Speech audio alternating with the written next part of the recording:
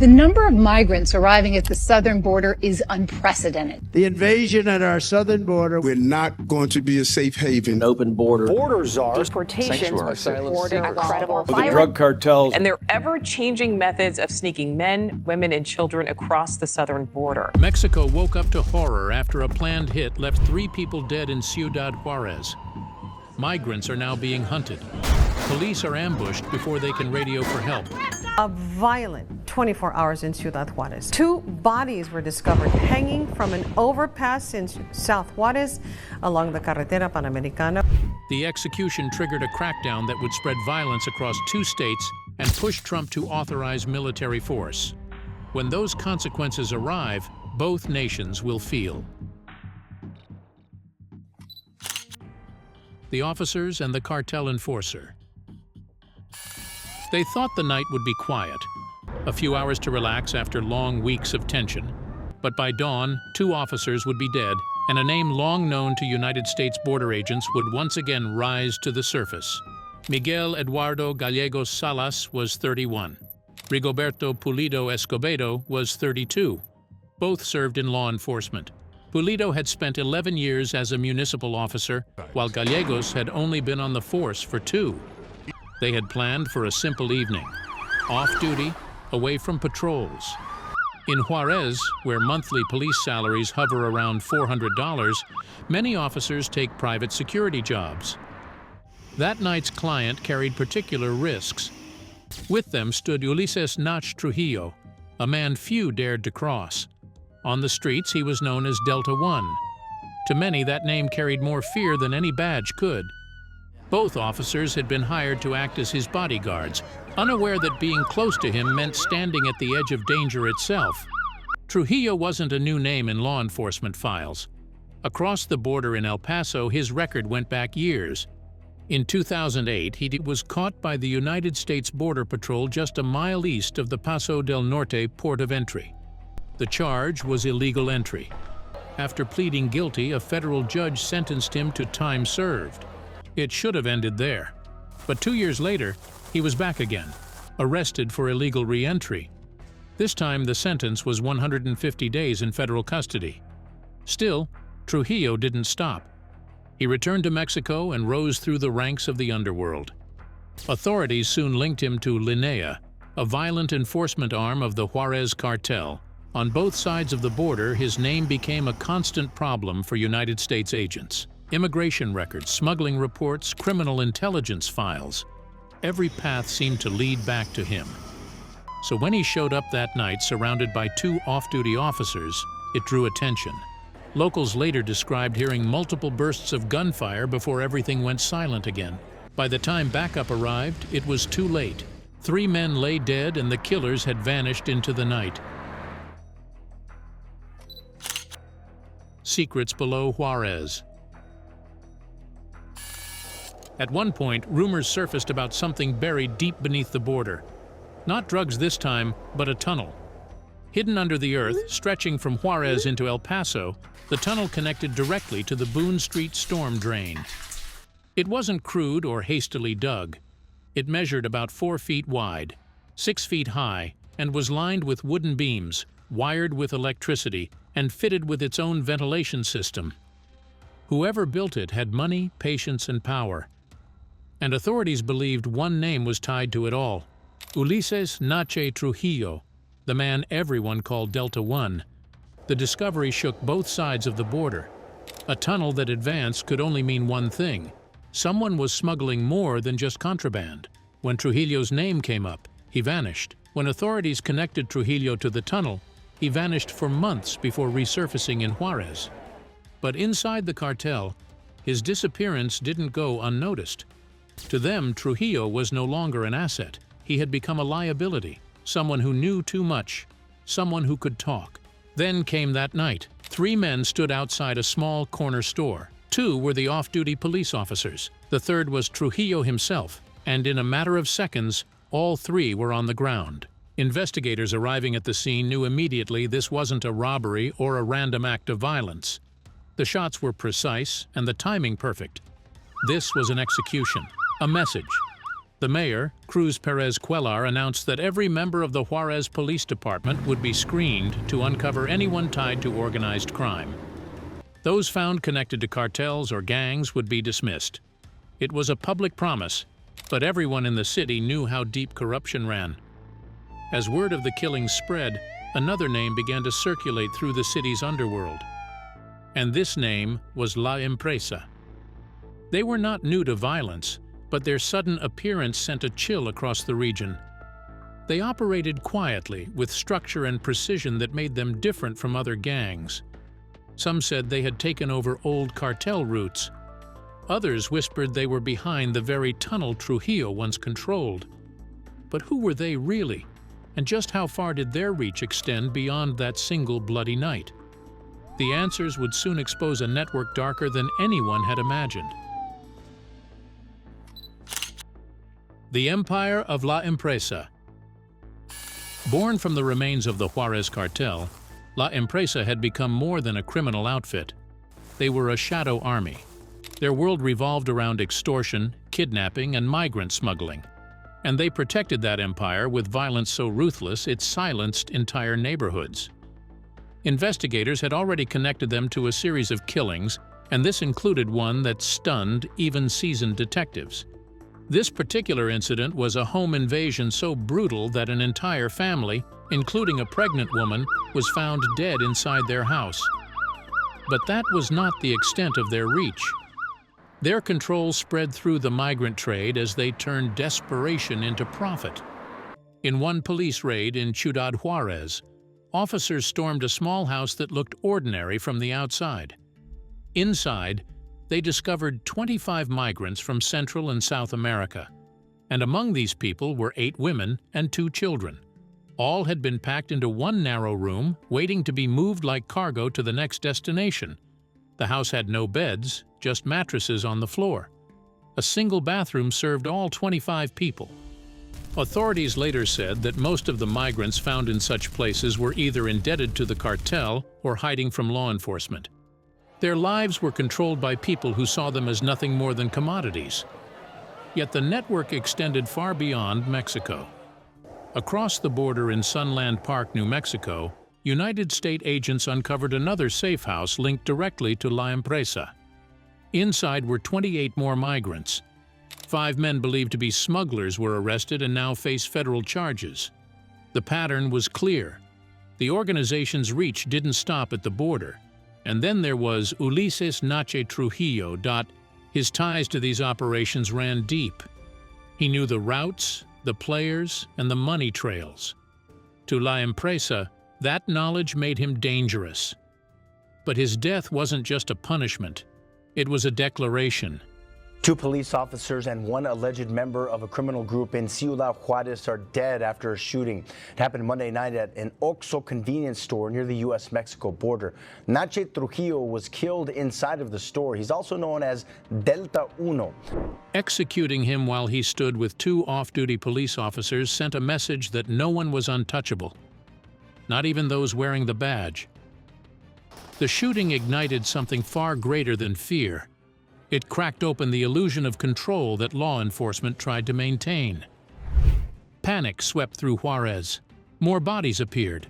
Migrants began to vanish without a trace. Families stayed indoors after dark, afraid of what might come next. But behind all the chaos, investigators were closing in on something far bigger than a single murder or a local gang dispute. The clues pointed toward a coordinated campaign. It pointed at a war being fought in silence, hidden in tunnels, stash houses, and the shadows of the border. And what Juarez police uncovered next would prove that this was only the beginning. Operation Black Warrior. Just a few days after the execution that had shaken the city, a neighborhood patrol in Lázaro Cárdenas noticed 3 men step out of an SUV. The men carried rifles in full view as they strolled across the street. The men made no attempt to conceal the weapons. Officers, however, followed at a distance, unsure if backup would arrive in time. But the hesitation turned into pursuit when the men disappeared into a nearby house. Within minutes, gunfire erupted, and when the dust settled, the police stormed the building. What they found inside went far beyond what they expected. Against the walls were stacks of 38 assault rifles. Handguns lay scattered on the floor, with boxes of ammunition piled high beside them.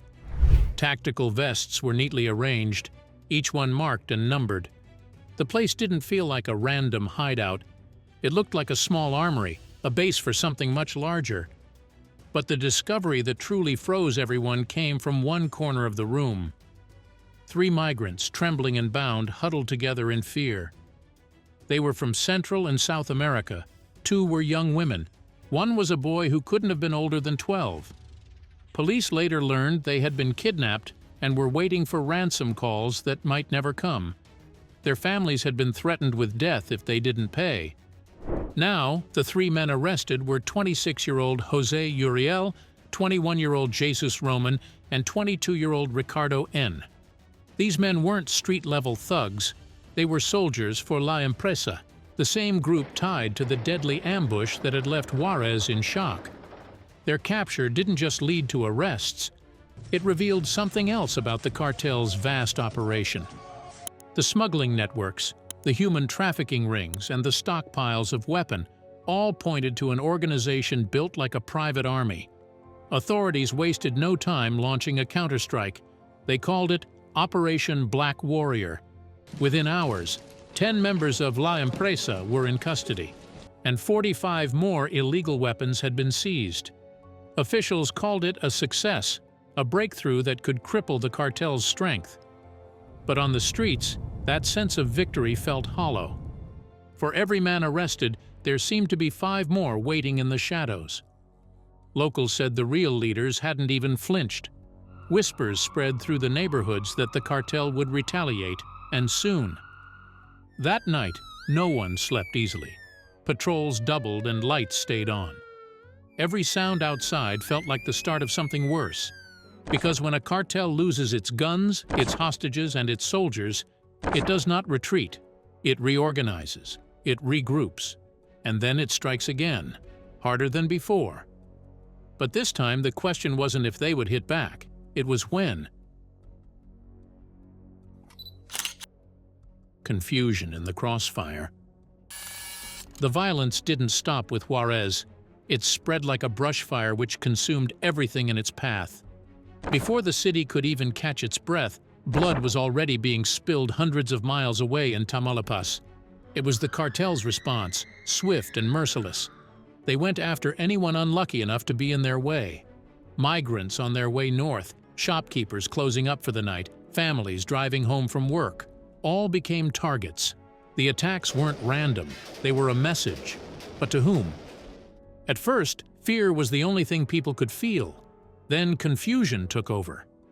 No one knew who was being hunted anymore or why. Every car on the road looked suspicious.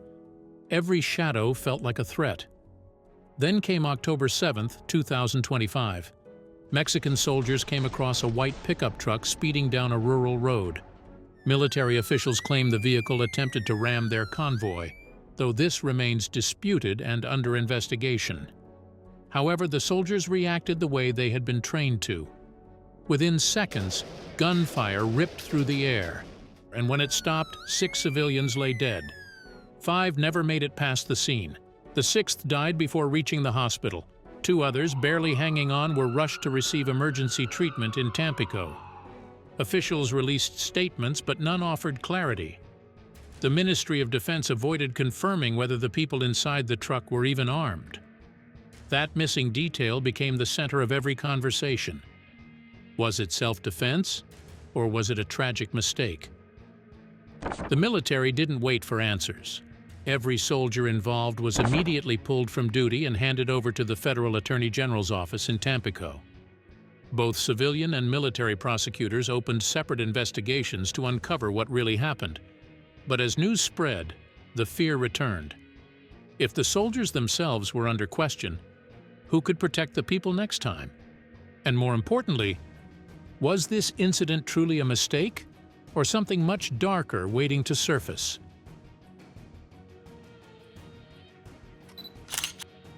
The danger that keeps moving. Trouble can move faster than anyone expects, and in northern Mexico it felt like danger was always one step ahead. Tamaulipas had lived with this type of fear for years. It shared a wide border with Texas, and that border acted like an open door for smugglers, armed groups, and people escaping poverty. Every side had something to fight for, and the people stuck in the middle paid the price.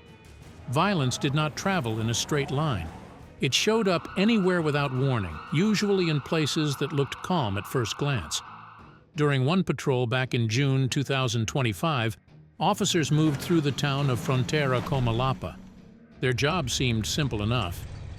Drive the roads, watch for trouble, make sure no one got caught up in cartel activity.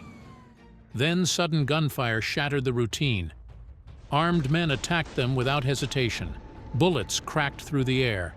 The officers never even had a chance to understand why it was happening.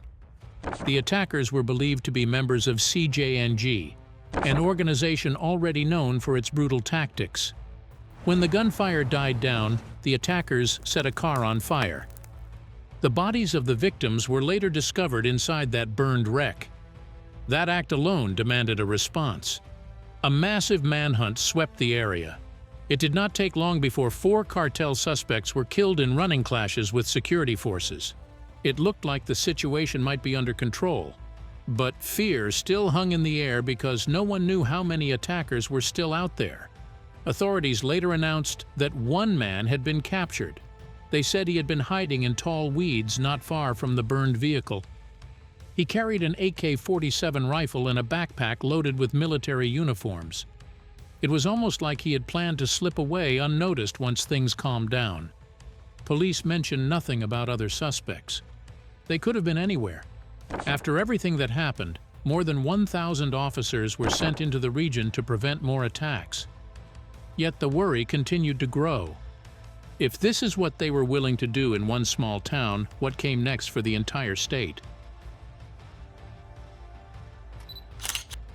Ambushes, raids, and a country on edge.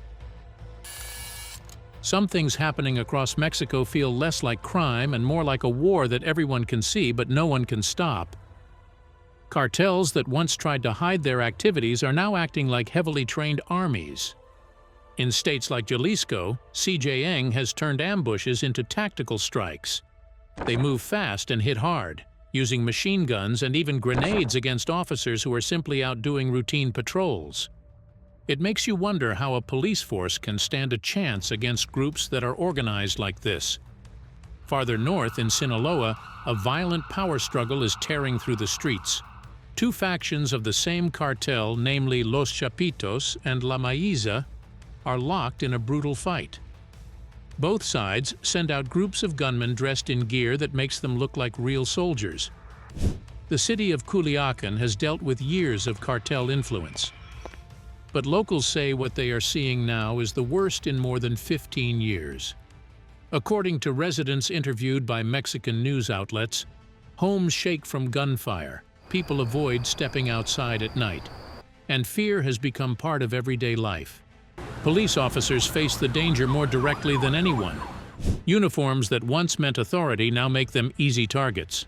50 officers have been killed this year in the region, and that number continues to rise. One victim was Jorge Luis Casillas Torres. He was a 42-year-old municipal officer who was ambushed while driving his personal car through the Villa Bonita neighborhood. Gunmen intercepted him, opened fire, and left him behind the wheel. Authorities later said they would work with federal investigators to bring the killers to justice. But many officers quietly wondered how justice could win when the ground they stand on feels like enemy territory. Patrol cars are tracked. Officers know they are watched. They know the threats are real. The chaos has pushed everyone to the edge.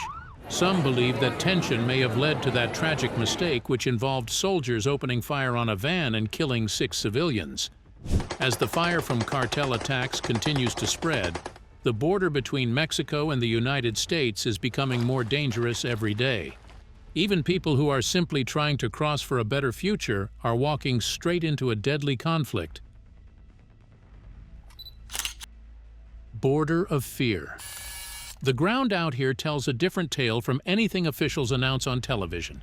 People risk everything for a chance to cross, and more never make it out of the desert alive. By the time many are found, the sun and the sand have already erased their names. The El Paso sector has now become the most dangerous place along the entire southern border for migrants who want to reach the United States. The rise began after Operation Lone Star started in 2021, and the number of deaths has kept climbing ever since. Investigators reported almost 300 human remains in a single year within this sector alone. Those discoveries did not happen in one place. They were scattered across miles of harsh land where help arrives too late. By the middle of 2025, search teams had identified 27 locations where bones and belongings were left behind by people who never reached their destination. Search and rescue teams believe many more remain undiscovered in remote areas. Why does this keep happening?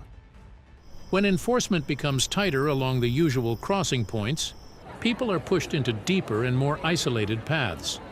They end up in terrain where water disappears fast, where the heat makes it hard to breathe, and where night brings fear instead of relief. But there is something far worse waiting along those routes: cartels. The Sinaloa Cartel and the Jalisco New Generation Cartel now control the smuggling trails that once belonged to locals trying to survive. Nothing moves without their permission. Migrants are no longer simply travelers. They are currency. They are targets.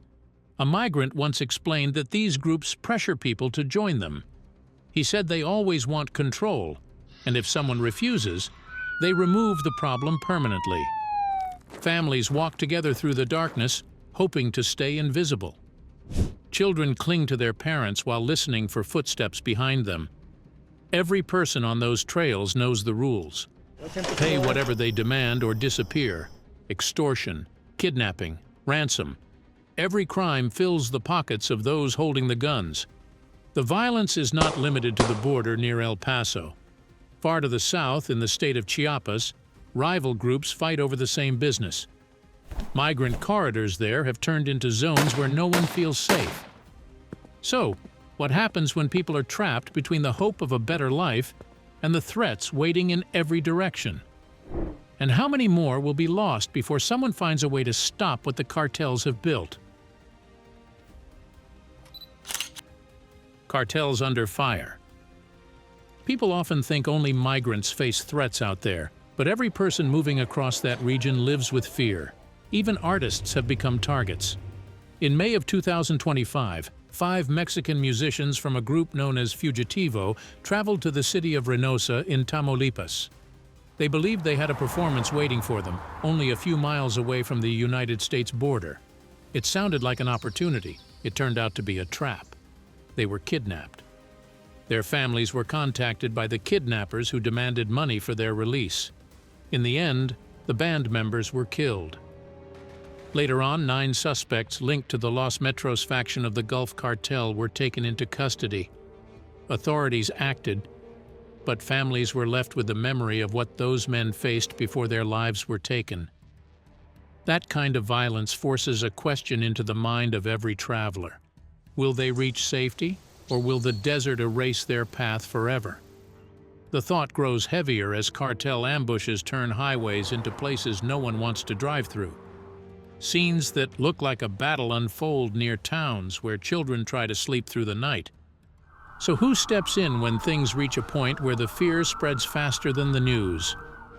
Former President Donald Trump has made it clear that he sees the cartels as a threat that must be confronted head-on.